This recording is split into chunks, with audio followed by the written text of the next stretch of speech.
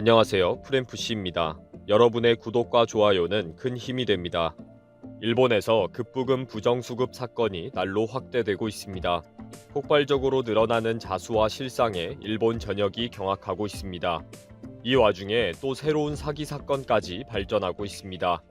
다들 뒤죽박죽 혼란스러운 이때에 아소다로가 등장해서 불난집에 휘발유를 붓는 발언을 했습니다. 정말 속 터지게 하는 데는 일가견이 있는 아소다로입니다. 일본의 온라인 뉴스 사이트 jcast.com은 오늘 일본인의 양심과 도덕은 어디 갔나, 지속화 보조금의 부정수급이 6천명에 80억엔이라니 진짜인가? 라는 제목의 특집 기사를 실었습니다. 지금까지 경찰의 체포가 두려워 스스로 돈을 반환하겠다고 찾아온 사람들이 6천여 명이고 최소 80억엔, 약 867억 원이 되고 이것은 빙산의 일각이다. 주위에 부정수급을 무용담처럼 이야기하는 무리가 너무 많다. 라는 상황이 된 것에 대한 지적입니다. 일본 정부가 올해 4월부터 중소기업은 최대 200만엔, 개인 사업자들에게는 최대 100만엔의 현금을 지급했는데 많은 개인들이 서류를 조작해서 부정수급해 간 것입니다. 전산화가 전혀 되어 있지 않고 서류만 내면 신속하게 먼저 지급했기 때문에 어떤 개인들은 여러 장의 신청서를 제출해서 몇백엔씩 받아갔다는 것입니다.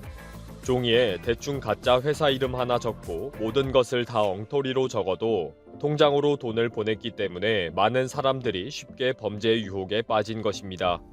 게다가 전국적인 범죄 조직들이 세무사 사무실과 짜고 브로커 역할을 했기 때문에 명의만 빌려줘도 일정 부분 현찰을 쉽게 받기까지 한 것입니다. 그런데 시간이 지나서 서류를 확인하는 과정에서 가짜 서류가 많이 발견이 되고 경찰과 정부까지 나서서 자수하면 봐준다 라는 식으로 홍보를 하게 되었습니다.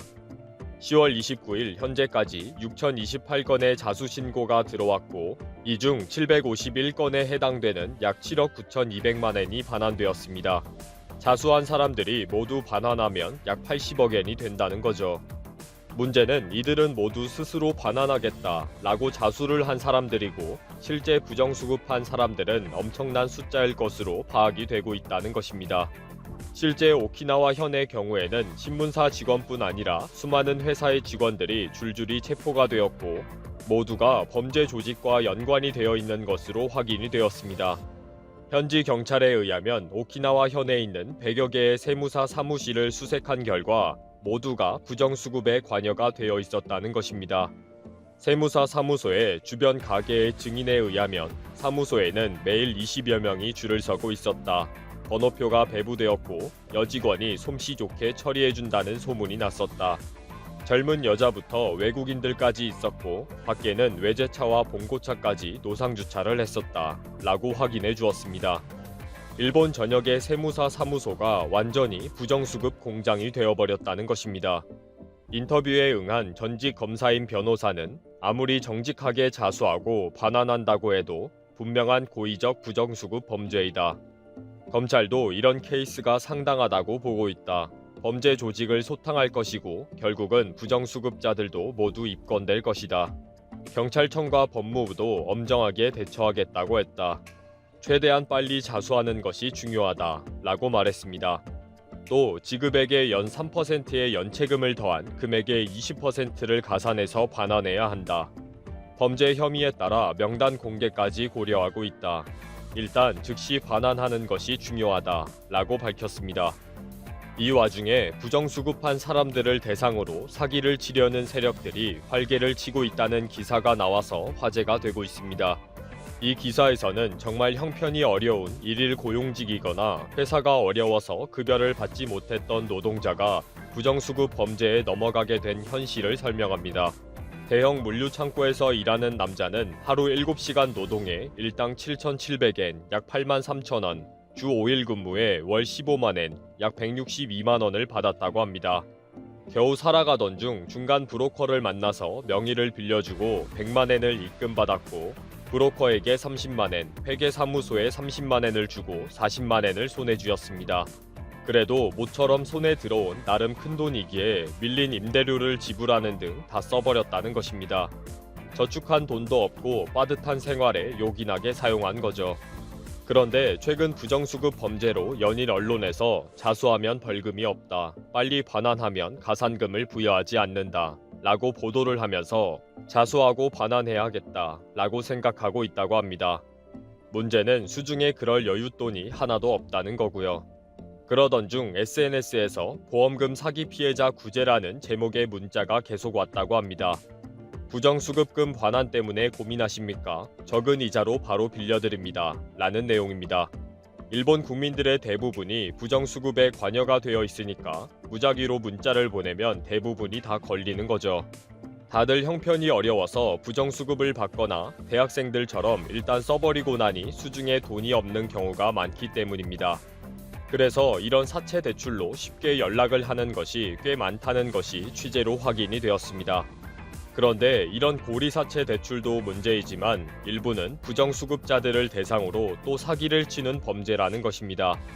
취재에 의하면 빈곤과 실업 등으로 정상적인 판단력이 부족한 사람들이 발등에 불이 떨어져서 다급한 심정인데 이 심리를 이용한 범죄가 넘치고 있다는 것입니다. 수수료를 일정 부분 먼저 보내야 한다면서 입금을 받고 연락을 끊어버리거나 개인정보와 서류들을 빨리 보내라고 하고는 그 서류들로 대출 사기의 명의를 이용한다는 등의 범죄가 또 발생하고 있다는 것입니다. 결론으로 지금 일본은 반환하려는 사람이거나 체포될지 모른다고 무서워하는 사람들을 노리고 또 새로운 범죄를 꾸미고 있는 세력들이 설치고 있다 라며 기사를 맺었습니다. 그런데 이런 분위기에 아소다로가 나서서 완전히 말도 안 되는 헛소리를 해서 여론의 질타를 받고 있습니다.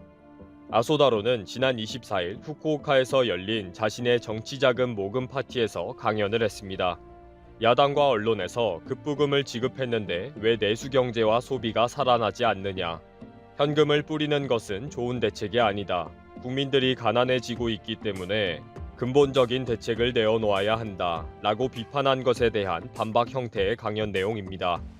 아소다로는 1인당 10만엔씩 지급해서 개인의 저축이 늘었다. 일본에는 돈에 곤란한 사람의 숫자가 적다는 것이다.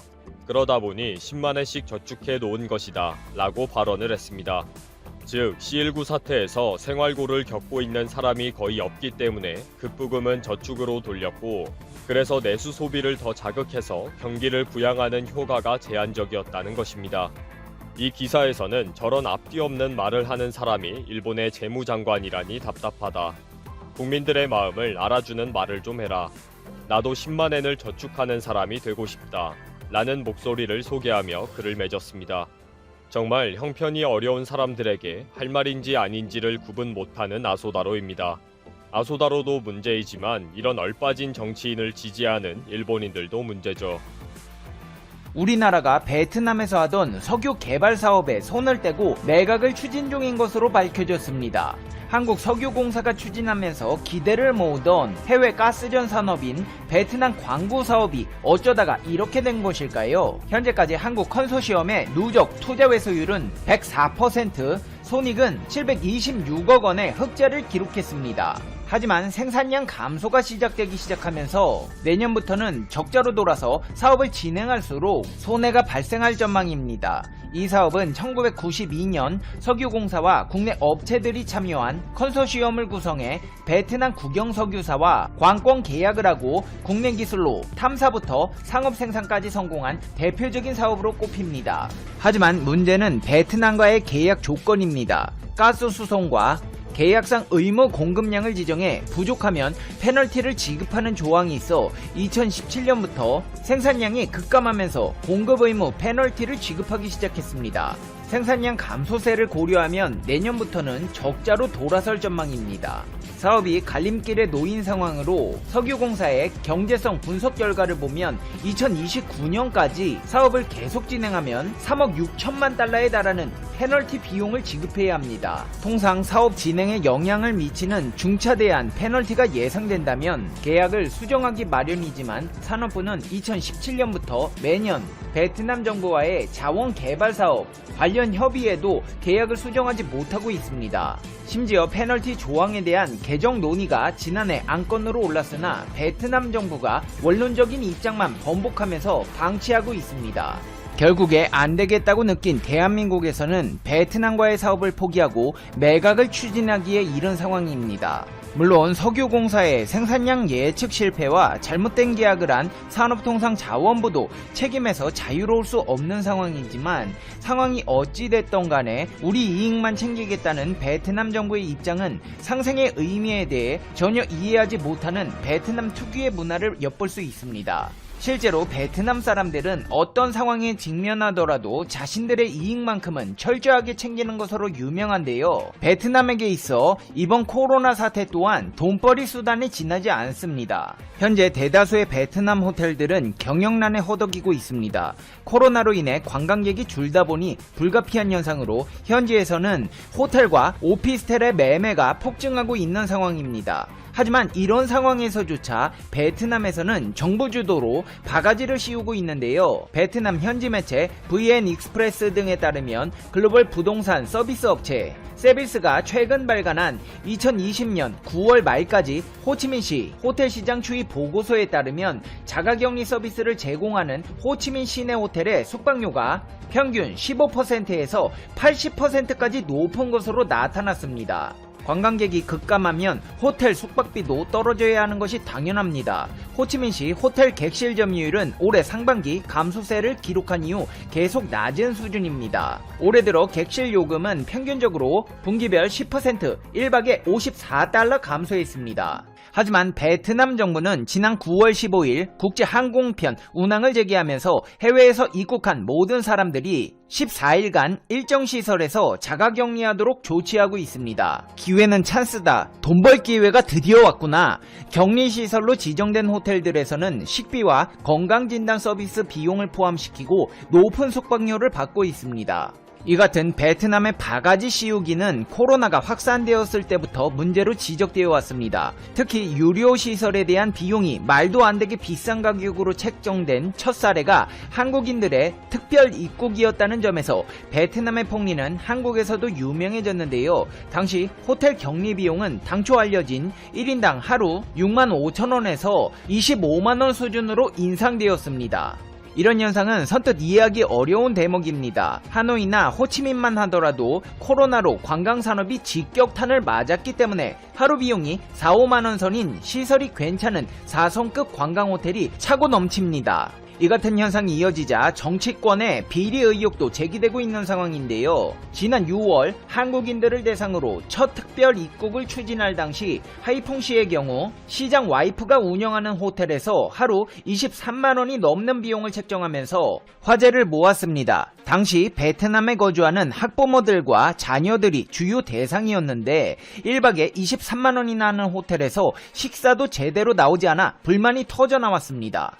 친일 국가답게 민도 또한 함께 낮아지고 있는 것일까요? 베트남에서는 코로나 진정에 앞장서야 할 질병통제센터 소장이 앞장서 비리를 저지르기도 하는데요. 하노이 공안당국은 하노이 질병통제센터 소장과 관리 6명을 체포했다며 이들이 새로운 코로나19 진단에 사용되는 PCR 기기의 가격 부풀리기를 공모했다. 이는 국가에 심대한 손실을 입히는 행위로 엄하게 벌하겠다는 입장을 밝혔습니다. 이번 코로나 진단기기 비리는 보건부 산하 하노이 CDC 주요 보직 인사들이 앞장서 비리를 저질렀다는 점에서 이목을 집중시키고 있는데요. 베트남 공안당국은 현재 유행병 상황은 부정부패를 악화시키는 측면이 있다. 당국은 가격 조작이 일어나고 있다는 사실을 파악 중이며 하노이 CDC와 구매자들이 배후에 있다는 가능성을 의심하고 있다고 밝혔습니다. 하이퐁 시장의 와이프부터 베트남 보건부 주요 보직 인사들까지 코로나로 한몫 잡아보겠다고 용쓰고 있는데요. 인과응보라고 했던가요? 선한 행동에는 선한 결과가, 악한 행동에는 악한 결과가 나타난다는 말처럼 베트남에는 현재 중부지방을 강타한 제18호 태풍 몰라베로 최소 90명이 숨지거나 실종되는 등 피해가 눈덩이처럼 불어나고 있습니다. 몰라베는 시속 145km의 강한 바람을 동반한 채 베트남 중부 다낭 남쪽으로 상륙한 뒤 열대성 저기압으로 약화되었습니다. 이 때문에 300mm에 달하는 폭우가 쏟아진 꽝남성의 마을 두 곳에서 밤사이 산사태가 발생해 52명이 토사에 매몰됐습니다. 이 가운데 7명이 숨진 채 발견됐고 45명은 실종 상태입니다. 베트남 동해해상에서도 어선 두 척이 침몰하는 바람에 선원 26명이 실종돼 당국이 수색 작업을 진행하고 있습니다. 베트남 중부지방에는 이달 초부터 몰라베가 접근하기 전까지 홍수와 산사태 등으로 130명이 숨지고